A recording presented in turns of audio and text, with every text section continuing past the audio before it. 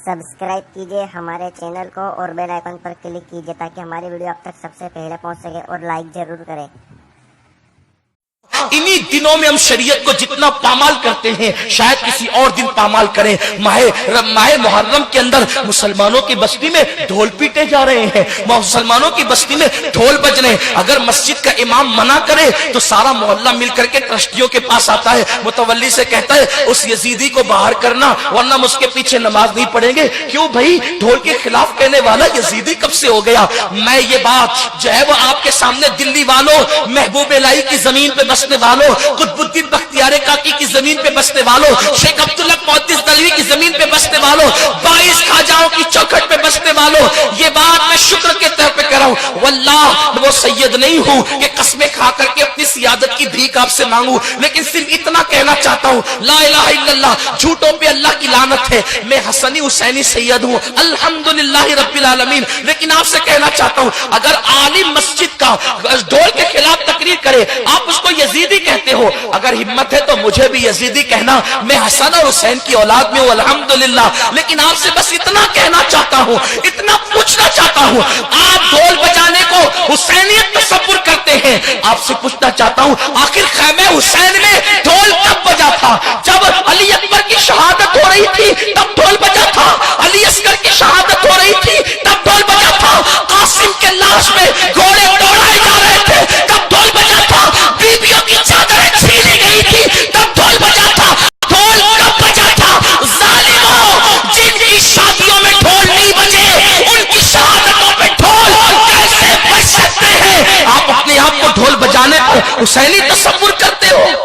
ढोल तो दमिश्क में बज रहे थे, ढोल तो दमिश्क में बज रहे थे। और सुनो, अगर शहादत हुसैन पे ढोल बजाने का इतना ही शौक है तो फिर बजाना, खुशी से बजाना, लेकिन उससे पहले एक शर्त है, जब तेरे 18 साल के बेटे का जनाजा उठे उस वक्त ढोल बजाना, उसके बाद अली अकबर की शहादत पे ढोल बजाना।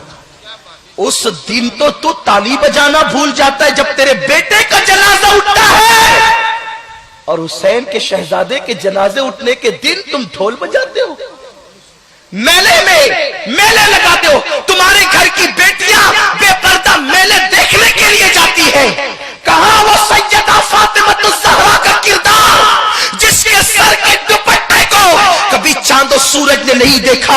मेरे इमाम कहते हैं जिसका आंचल न देखा महबूब महल ने, उस रिदाए नज़ाहत पे लाखों सलाम। कहां वो बीबियों का किरदार, कहां वो बीबियों का किरदार जब बीबियों से दुपट्टे छीन लिए गए? उस्ताद ज़मान मौलाना हसन बरेलवी ने भी लिखा है कि बीबियों के दुपट्टे छीन लिए गए। जिनके घर में जिब्रील इजाजत के बगैर नहीं आते थे उनके दुपट्टे छीन लिए गए। जिनके दुपट्टों को कभी आसमान की आंखों ने नहीं देखा उनके दुपट्टे छीन लिए गए। लेकिन जानते हैं, मौरखीन ये भी लिखते हैं कि जब बीबियों के दुपट्टे छीन लिए गए तो शहजादी ज़ैनब से जनाबे शहरबानों ने कहा, बीबी दुपट्टे छीन लिए गए, पर्दा कैसे करेंगे? तो बीबी ज़ैनब ने कहा था, ए नबी के घर की बेटियों और बहुओं, कल तक दुपट्टे से चेहरा छुपाते थे, अब दुपट्टे छीन गए हैं तो कुदरत ने तुम्हें बड़े बाल इसलिए अता किए हैं कि अपने बड़े बालों को पीछे से आगे की तरफ कर लो और अपने चेहरों को छुपा लो, अपने चेहरों को छुपा। उस दिन तुम्हारी बेटियां मेले देखने जाती, हुसैनी हो तुम्हारी बेटियां उस दिन नाच देखने जाती, तुम्हारी घर की औरतें बेपर्दा घरों से क्या गुजरती होगी इमाम हुसैन के दिल पर।